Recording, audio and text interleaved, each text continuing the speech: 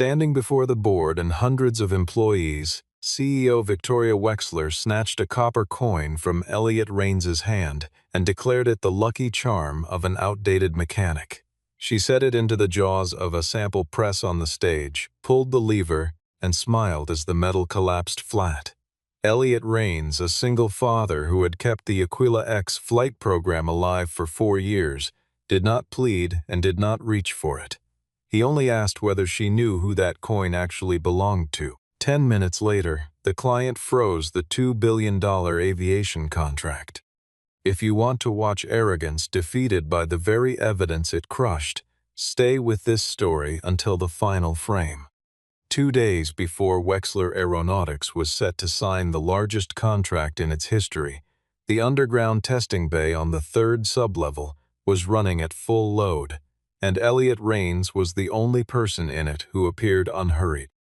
He was 44 years old, built for the kind of patience that comes from 2 decades of learning to trust his hands before his instruments, and while 3 junior engineers watched dual-monitor arrays tracking vibration spectra and thermal load in real time, Elliot was pressing the flat handle of a long screwdriver against the housing of the final Aquila X actuator assembly and holding it perfectly still, listening through bone conduction the way a diagnostician reads a chest through a stethoscope. The monitors read normal and the sensors read normal, but what was not reading normal was the faint, arrhythmic flutter that Elliot could feel traveling up the metal and into the cartilage of his ear, appearing only when the system climbed past 92% load, irregular enough to be a mechanical signature, too subtle to trip any automated threshold, and entirely invisible to every screen in the room. He set the screwdriver down without announcing what he had found because he had learned long ago that a finding without documentation was just a complaint, and complaints from men in oil-stained work clothes carried a short shelf life in rooms where everyone else was dressed for a press conference. From the worn leather pouch on his left hip, Elliot withdrew a small copper disc roughly the weight of a $50, its surface marked with laser-etched batch numbers, a prototype serial code reading AX001, heat discoloration along one edge from a test procedure 4 years prior, and the encrypted verification stamp of an independent materials laboratory. 2 junior engineers nearby assumed it was a good luck token and made no effort to conceal that they found it mildly comic. Kevin Marsh, the youngest of them, leaned toward a colleague and said something beneath his breath that produced a quiet, knowing smile. Elliot did not react to this because the coin was not a charm.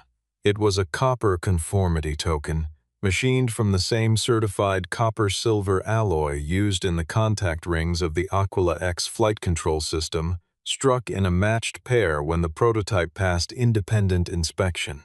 One held in North Star Aviation Alliance's certification vault, one entrusted to Elliot under the contract's custodian of conformity evidence provision. It was not his property and not Wexler Aeronautics' property. It was a verification instrument owned by the client, allowing any qualified technician to compare the certified alloy against any production component at any stage of the program. When Elliot pressed the disc against the contact ring on the test bench, the surface color was subtly different. The grain structure under his loop did not match, and the electrical resistance reading was off by a margin too small for the standard acceptance checklist and large enough to matter over thousands of heat cycles at altitude. Blaine Lockwood arrived at 11 to collect the final sign-off. He was 53, fluid in authority, moving through the testing bay with the relaxed posture of a man who considers physical confirmation of data to be something other people do.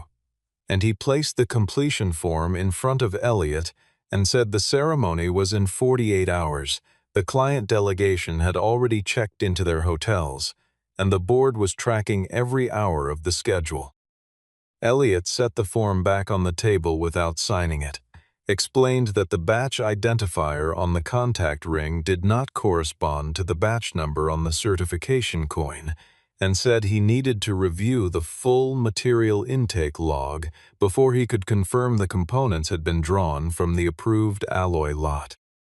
Blaine's expression shifted into something administrative and cold. He told Elliot the discrepancy was almost certainly a documentation error, that the material had passed every standard incoming check, and that raising a flag this close to the signing was the kind of judgment call that reflected poorly on a department. Elliot said that a batch identifier mismatch on a flight for critical contact ring 2 days before certification was the kind of thing that reflected poorly on something more consequential than a department. By the time Blaine left, the completion form was still blank. Elliot had begun photographing the contact ring surfaces with the bench-mounted documentation camera, and Blaine had gone directly to the quality management portal and deleted the formal warning Elliot had submitted that same morning. Elliot checked for it twice that evening and confirmed it had not been misfiled. The ceremony Wexler Aeronautics had designed for the Aquila X contract announcement was not modestly conceived. The main atrium had been transformed into something between a product showcase and a coronation. Polished aluminum display frames, a raised stage with a live orchestral arrangement, and a video wall broadcasting slow-motion aircraft footage with the Wexler logo at the lower right, every surface in the room communicating abundance, legacy, and control. Victoria Wexler stood at the rehearsal podium, walking through talking points her communications team had spent 3 months refining, while the video introduction played on loop behind her. A 4-minute piece crediting the Aquila X program's success to the vision of the Wexler family and its world-class executive leadership, with particular emphasis on 2 years of engineering milestones and not a single mention of the man who had built the first prototype, identified the overheating defect that nearly ended the program in its 2nd year, and personally supervised every revision of the contact ring assembly since. When a communications coordinator asked whether the client delegation might want a technical walkthrough of the mechanical components during the reception, Victoria said that was not a question she was prepared to entertain, and made clear that no person in a maintenance uniform was going to appear beside the Wexler brand at a $2 billion announcement. Blaine, standing nearby with a scheduling tablet, suggested reassigning Elliot to the night shift for the duration of the event week, framed as a logistical simplification rather than a punishment, though the distinction was of the administrative variety. Victoria agreed and added that mechanics should understand where they fit in a program of this scale, beneath the aircraft, not in front of the cameras. Neither of them said it in a way that suggested they expected Elliot to hear it, because they were not thinking about what Elliot thought, and that was, in the fullest sense, the problem. Elliot continued submitting formal inquiries requesting access to the material intake records for the contact ring lot, each one routed through Blaine's office and returned without a response. He did not attend the rehearsal and was not informed about the night shift reassignment until he arrived the following morning. That night at home, Paige noticed the copper coin sitting on the kitchen counter beside her father's keys, instead of locked in the certification cabinet at the facility. She was 17, sharp in the way of someone who has learned to read her father's silences, and she asked him why it was there rather than at work. Elliot told her he no longer trusted the certification cabinet to remain undisturbed. He did not tell her that Blaine had quietly revoked his access credentials to the materials storage wing the previous afternoon, and he did not tell her about the possibility of losing his position, because she had already absorbed enough uncertainty over the years since her mother died to last most people a lifetime. He told her only that sometimes a person has to keep something small close to them, because what it contains is too important to leave unguarded, and that the right thing to do in a situation like this one was to make sure the record was complete before anything else happened. What Elliot had suspected for 2 weeks, he was now able to confirm through intake records he had retained from his prior access period. Files he had exported to a personal encrypted drive during a routine audit 6 months earlier, a practice he maintained by habit, and that no one had thought to prohibit. The original contact ring alloy for the Aquila X program had been supplied by a certified metallurgical firm under specifications requiring a copper-silver composite meeting the precise thermal endurance and conductivity tolerances defined for aircraft-grade flight control systems. At some point in the preceding 18 months, that supplier had been quietly replaced on the internal procurement list by a company called Lockwood Industrial Recycling, a registered secondary metals processor, operating out of a facility in Ohio whose ownership structure, traced through public business filings, led through 2 holding companies to a man named Raymond Lockwood, who was Blaine Lockwood's younger brother. The replacement alloy was cheaper by nearly 40%, and in standard operating conditions, ground tests, short-cycle laboratory simulations, the protocols that standard incoming inspection was built to evaluate, it performed within acceptable ranges. The problem was altitude, heat cycling, and time. Above 30,000 feet, across thousands of flight hours, the lower silver content in the substitute material produced an oxidation pattern on the contact surfaces that would introduce resistance drift into the flight control signal chain. Subtle at first, cumulative across years. The kind of failure mode that did not announce itself until the conditions were exactly wrong. Elliot compiled his findings into a formal technical report addressed personally to Victoria Wexler and sent it to her executive inbox with a cover note explaining that the findings were time-sensitive and that he was available to brief her at any time that suited her schedule. Victoria opened the report on a Tuesday evening, read the executive summary, and did not read the technical appendix. She forwarded it to Blaine with a 3-word note asking him to manage it, and by Wednesday morning, Blaine had arranged a meeting with Elliot in a windowless conference room that had been selected. Elliot suspected, precisely because it was not visible from the main corridor. Blaine told him the report contained speculative conclusions drawn from incomplete data, that the incoming inspection records were the authoritative source on material conformity, and that submitting unverified technical concerns through executive channels 2 days before a contract signing was the kind of behavior a performance review committee would examine carefully. Then Victoria arrived.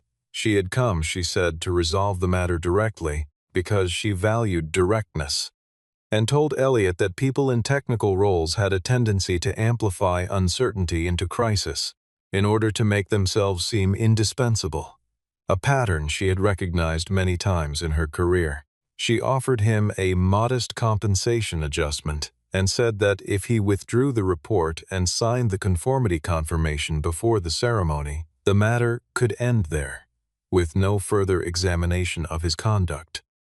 If he did not cooperate, she would have no option but to ask the operations team to review whether the maintenance and reliability department could be structured more efficiently. Elliot declined without hesitation, told her that a small deviation in a contact ring at sea level does not stay small when it reaches 40,000 feet and has had 10,000 flight cycles to grow, and listened as she told him he was confusing experience with expertise. On her way out of the conference room, she told Blaine to begin preparing the documentation for a termination review. The final full company rehearsal was the kind of event that Wexler Aeronautics staged less for preparation than for demonstration. A performance of confidence aimed at the board, the client delegation, and the handful of financial journalists who had been given preview access to the ceremony. The auditorium held 300 chairs, all of them filled, and Victoria stood at the center of the stage with the ease of someone who had rehearsed authority before any specific audience her entire adult life, while Dana Hargrove, Director of Compliance for Northstar Aviation Alliance, sat in the second row of the client section, 41 years old, quiet in manner, unhurried in the way of someone who has no need to perform composure, because the composure is simply what she is. Dana had been present at the original prototype test 4 years earlier, had watched Elliot machine the first contact ring by hand when a tooling error destroyed the automated component, and had been in the room when both certification coins were struck. Elliot arrived at the auditorium entrance carrying a sealed technical envelope addressed to Dana, the last formal mechanism available to him within the contract structure for delivering an unresolved quality alert to the client's compliance officer, and was stopped at the door by 2 security personnel who had received written instructions from Blaine's office that morning specifying he was not credentialed for the event floor. Victoria, at the edge of the stage, saw the exchange and saw the copper coin that Elliot had removed from his jacket pocket when a security officer asked him to empty it, and she descended from the stage in a direction that made the room go quiet in a particular way. Not because anything dramatic had been said yet, but because the body language of a CEO moving toward a floor technician in front of 300 people carries its own grammar. She took the coin from Elliot's hand before he offered it, turned it over once, and held it up for the room to see, calling it what it appeared to be to someone who had never been required to understand what it was, the lucky charm of a mechanic who could not adapt. Blaine reinforced this from the edge of the stage stairs with enough volume to carry across the auditorium, saying that no modern contract worth $2 billion should be held hostage to a coin in a laborer's pocket.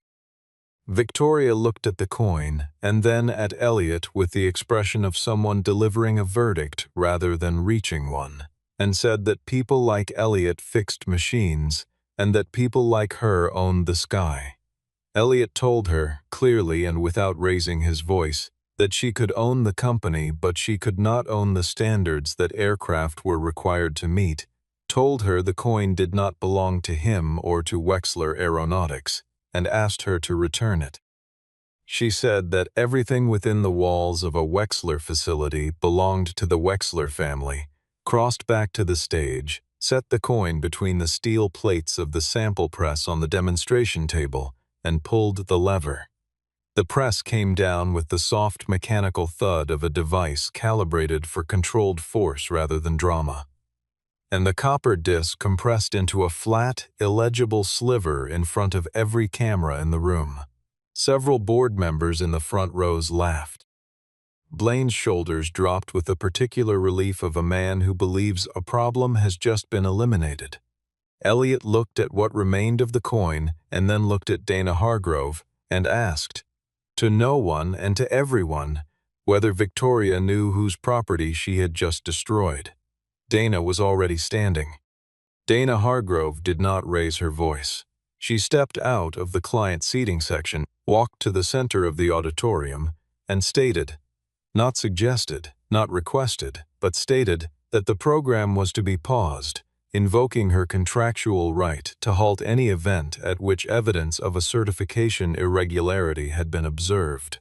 Victoria told her from the stage that she was overreacting to a theatrical moment involving a piece of scrap metal.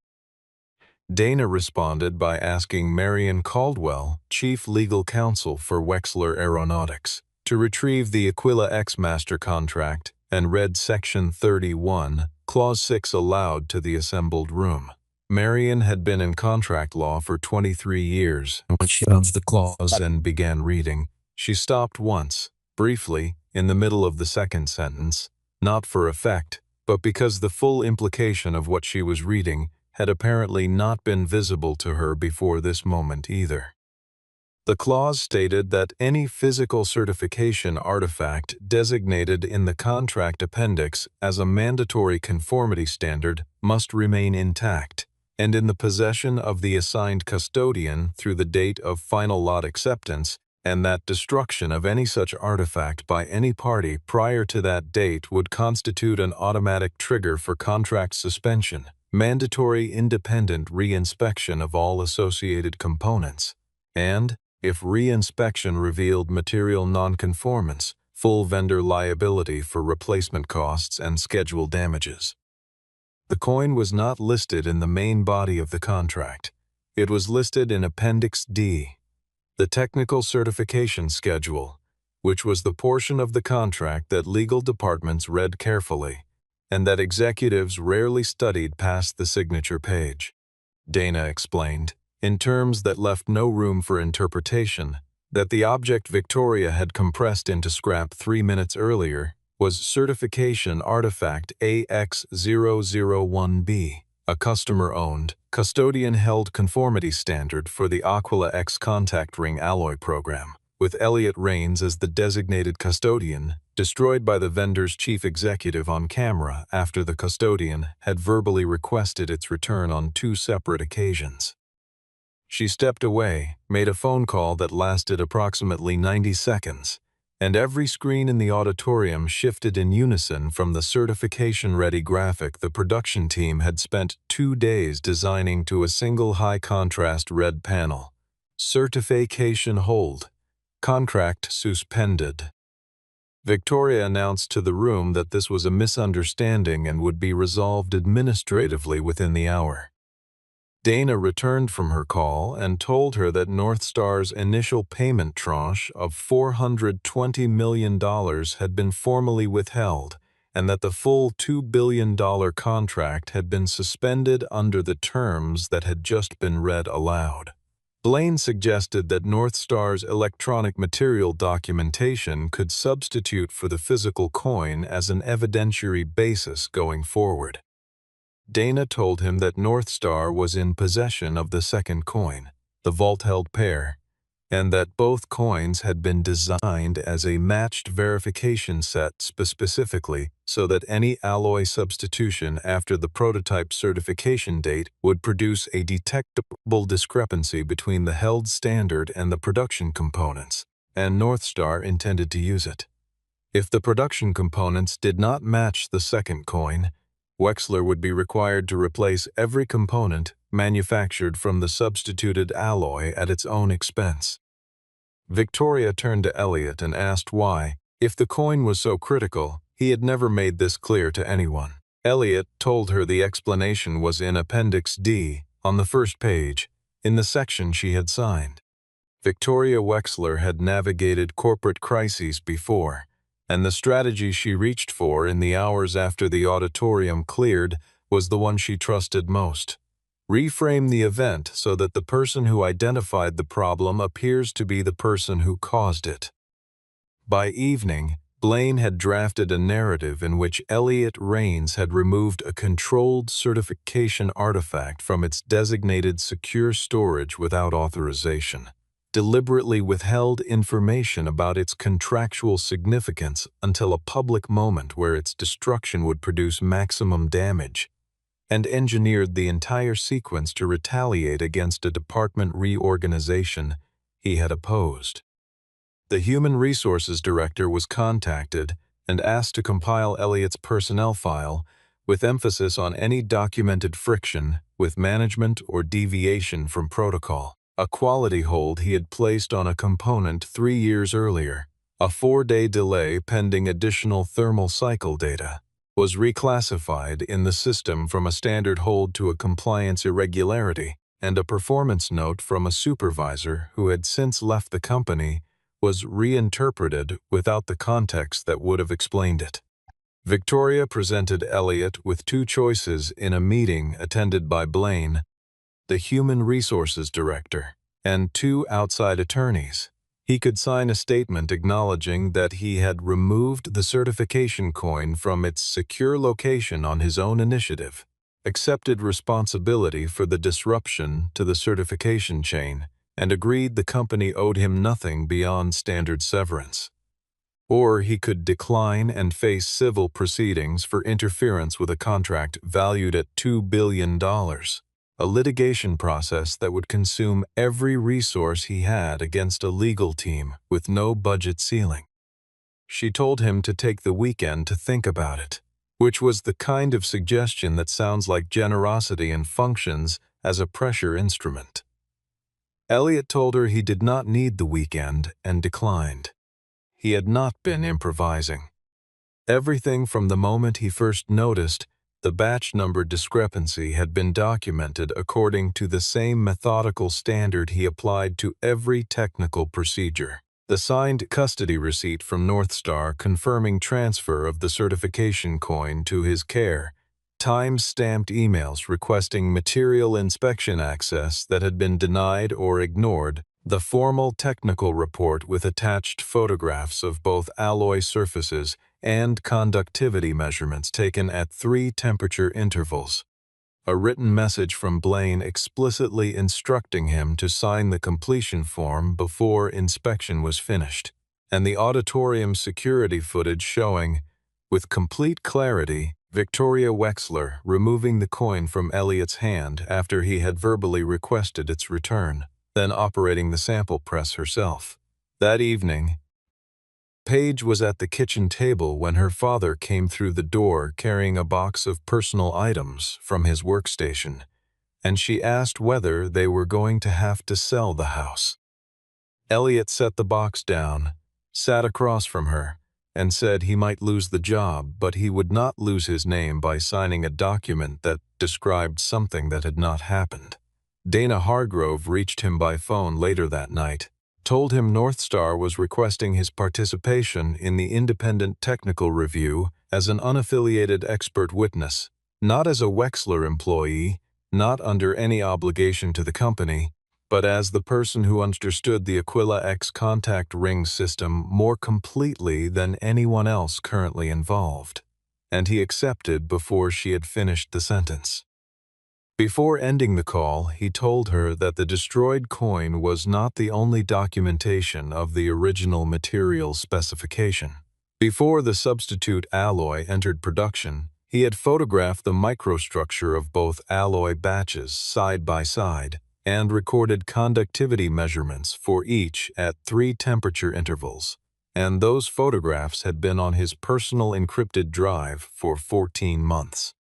The second coin traveled from Northstar's certification vault to an independent metallurgical laboratory in a sealed evidence container, accompanied by a chain of custody package Dana had prepared personally, and by Friday afternoon, the laboratory had completed its comparison against a contact ring drawn at random from the Wexler production inventory. Not a specially selected sample, but a unit pulled from a sealed production box by the laboratory's own technician under Dana's direct supervision. The comparison was not close.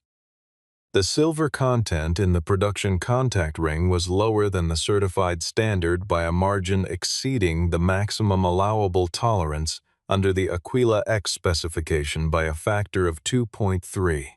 The grain structure visible under metallographic cross-section showed characteristics consistent with secondary processed alloy rather than primary refined composite, and the thermal endurance rating of the production material, extrapolated from the laboratory's accelerated aging protocol, fell short of the program requirement at the point in the heat cycle curve, corresponding to approximately 4,000 hours of operational flight.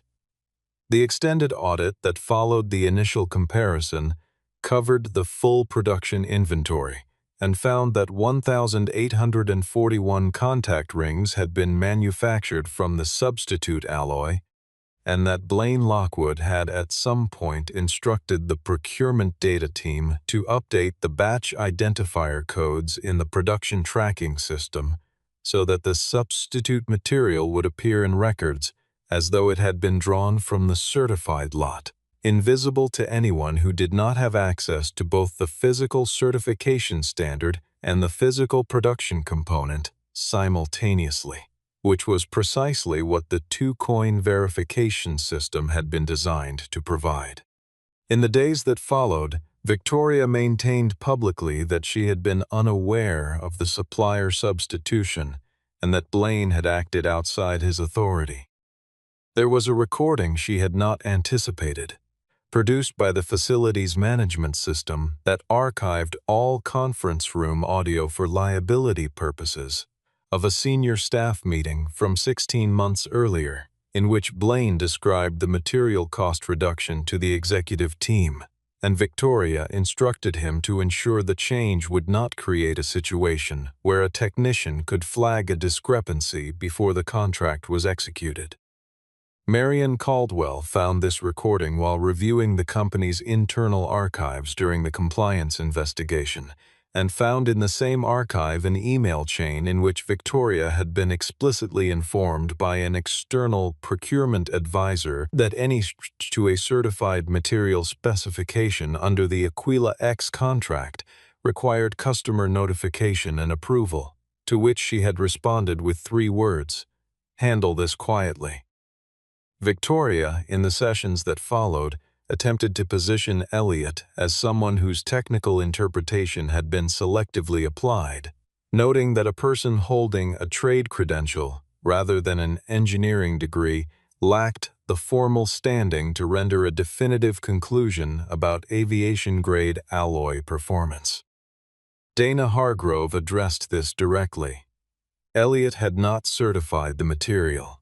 He had observed a physical discrepancy, documented it, preserved the verification instrument that made independent confirmation possible, and reported the finding through every channel available to him, each of which had been ignored or actively blocked. The independent laboratory had certified the material. Elliot had simply put the question to them in a form they could test, and the people who had laughed in the auditorium when the copper disc was pressed flat were now sitting in a room where the audit report, the facility recording, the email chain, and Elliot's original technical photographs had all been entered into evidence together, and the picture they formed was one that no reframing was going to quietly dissolve. The emergency board session was called with 7 hours of notice.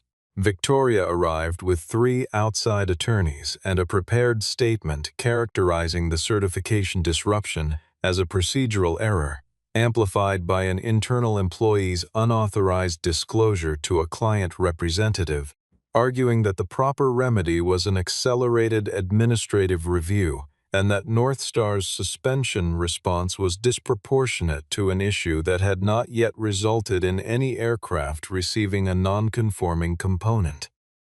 Graham Prescott, chairman of Northstar Aviation Alliance, appeared by secured video link from his office.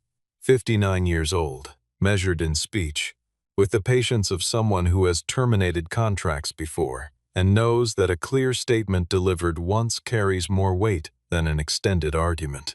He told Victoria, the board, and the assembled legal teams that the contract had not been suspended because a copper disc had been damaged. It had been suspended because the destruction of that disc had initiated a chain of discovery revealing 5 distinct categories of contractual violation: use of material that had not received customer approval, deliberate alteration of batch identification records to conceal that substitution, suppression of technical warnings submitted by a qualified conformity custodian, application of pressure on that custodian to sign falsified completion documentation, and public destruction of a client-owned certification artifact by the vendor's chief executive after receiving 2 verbal warnings from the custodian that the artifact was not company property. Graham said that Northstar had not committed $2 billion to a program in order to discover, in a public auditorium, that the vendor's leadership had spent 18 months deciding what the customer did not need to know. Blaine, when given the floor, produced the email chain showing Victoria's approval of the cost reduction material strategy and her instruction that it be managed without technician interference. Victoria's attorneys objected, and Victoria's expression did not change, but the attorneys on either side of her exchanged a look that did not require translation. When Elliot was asked to present his technical findings, he did not open with the night shift reassignment or the deleted quality alert or the windowless conference room where he had been offered a quiet bribe to sign a false document. He opened with a schematic of the Aquila X contact ring assembly, explained the mechanism by which oxidation resistance drift produces flight control signal instability, demonstrated the projected degradation curve using the laboratory's accelerated aging data, and then described a specific, sequenced, achievable remediation protocol for replacing the non-conforming components and restoring the program to a certifiable state. A board member asked why, after everything that had occurred, he was still willing to help a company whose leadership had publicly humiliated him and threatened him with litigation. Elliott said the aircraft did not know who was CEO and who was a mechanic, did not know who was protecting a stock price and who was trying to prevent a contact ring failure at altitude. The aircraft knew only what was inside it, and what was inside it was his work, and he was not prepared to let someone else's decisions make his work unsafe. The room was quiet for a moment that felt longer than it was, and Graham Prescott said that was the most accurate description of professional integrity he had heard in a board meeting in a considerable number of years. North Star agreed to consider reinstatement of the contract under a conditional restoration framework requiring replacement of every non-conforming contact ring in the production inventory, independent verification of the replacement components, a full rerun of the certification protocol for the affected lot, and a restructured quality oversight chain giving an independent technical authority the right to halt production and delivery at any stage without management override. The practical problem that emerged within 48 hours of that decision was the one that Blaine's cost reduction campaign had created and then obscured. Most of the senior technicians who had built the original Aquila X prototype and understood the assembly tolerances from direct experience had been terminated or reassigned during the preceding 2 years as part of a staffing efficiency initiative that reduced the maintenance and reliability department's headcount by 31%. The engineers currently assigned to the program had the design specifications and the updated technical drawings, but specifications describe the target and experience describes the gap between the target and the physical reality of assembly. And it was in that gap where tolerances interact with manufacturing variance and thermal behavior diverges from the idealized model that the remediation work was going to be decided. The board extended a formal offer to Elliott requesting that he return in his prior capacity. Victoria, who had not yet been formally removed from her position, told him this was an opportunity to demonstrate that he could place the interests of the program ahead of a personal grievance. Elliott said he was not aware of having a personal grievance, and that his concern had always been the program, then declined the offer as presented.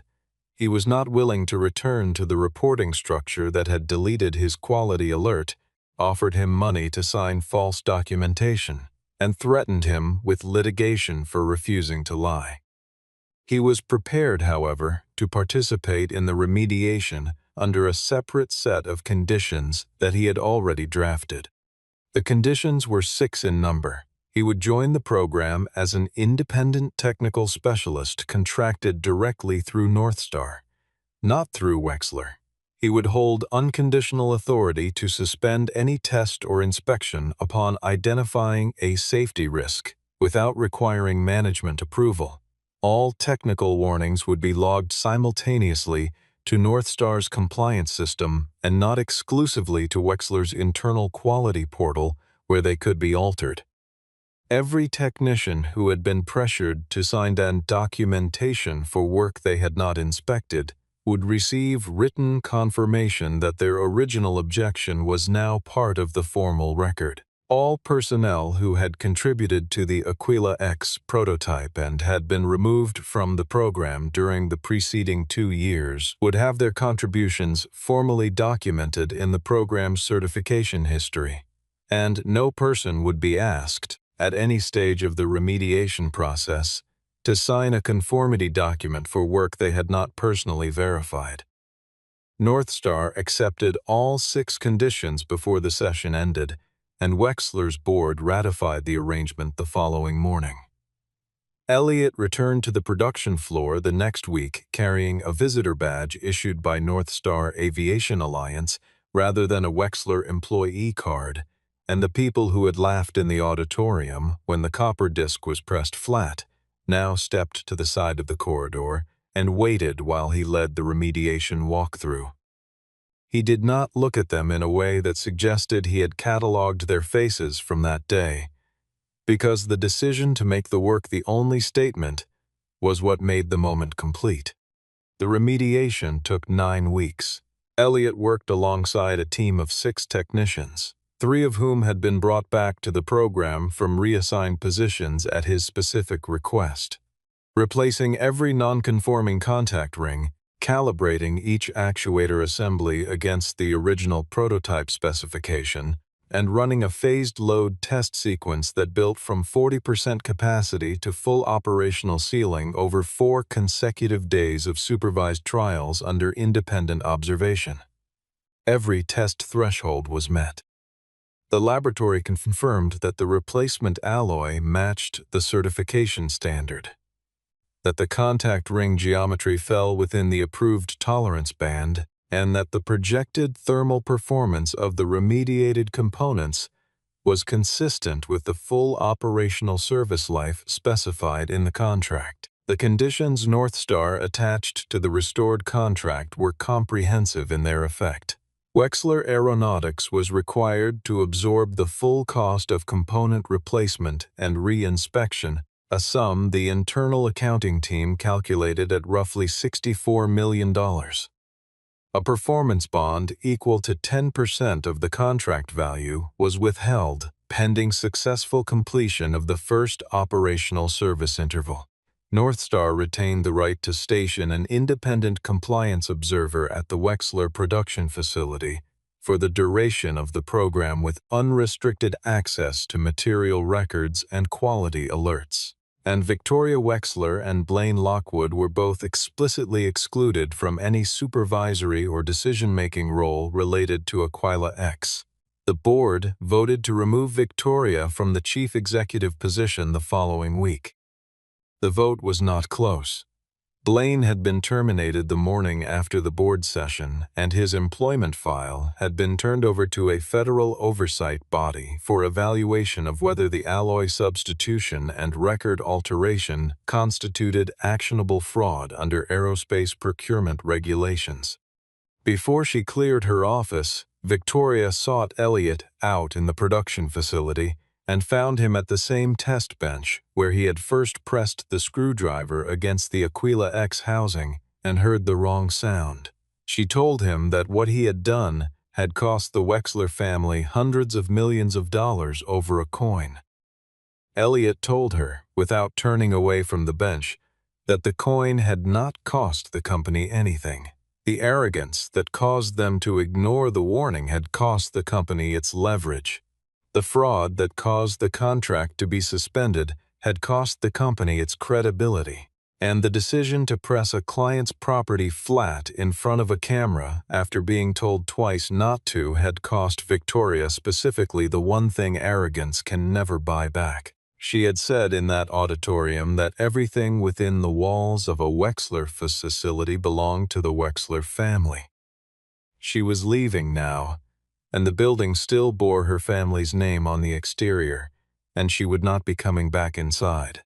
6 months after the final certification review, the Aquila X flight control system entered operational service with the first aircraft in North Star's new fleet, and the program documentation listed Elliott Rains under 2 entries in the technical record: original prototype fabricator and nonconformity detection lead for the contact ring remediation program.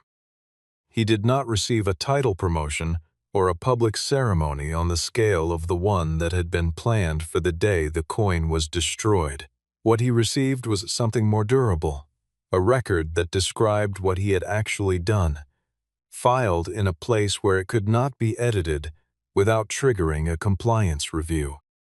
He had established a small independent consultancy called Rains Aviation Reliability, which provided technical oversight support for flight control programs and, more specifically, gave technicians and quality specialists in manufacturing environments a formal channel for documenting safety-related objections that their internal management chains had blocked or ignored. Northstar became its first contracted client, and within 4 months 2 additional aerospace suppliers had engaged the consultancy to support conformity audits on active programs. Page came by on a Saturday to help him hang something on the wall behind the desk. Northstar had sent a small package the week following the final certification. Inside it, in a fitted case lined with black foam, was a newly struck copper disc, machined from a certified batch of the original Aquila X alloy, the same formulation that had now passed every test and entered service in the air. It was not a replacement for the destroyed certification coin. It was something the contract had not required and the lawyers had not drafted, a gesture from the people who had been there, addressed to the person who had held the line. On the face of the disc, a single line had been engraved in the same laser-etched style as the original batch markings. Integrity cannot be flattened. Paige mounted the case level and centered, while her father stood back and looked at it the way he looked at finished work. Not with pride exactly, but with the particular satisfaction of someone who has verified that a thing is what it is supposed to be. In the months that followed, when Elliot spoke at industry events, he did not tell the story of a powerful woman's name being removed from the sign-off list of the program she had tried to own. And he did not name her, and he did not describe the auditorium. He spoke only about the principal that had brought him to the test bench that morning with a screwdriver and a coin. That in aviation, the smallest component in the room is often the one protecting the largest system, and that the most dangerous thing any organization can do is look at the person holding that component and decide they are too small to hear. Victoria Wexler had looked at the coin and seen something that could be flattened. What she had not seen, what she never saw, was that the coin was not the point. The mechanic holding it was.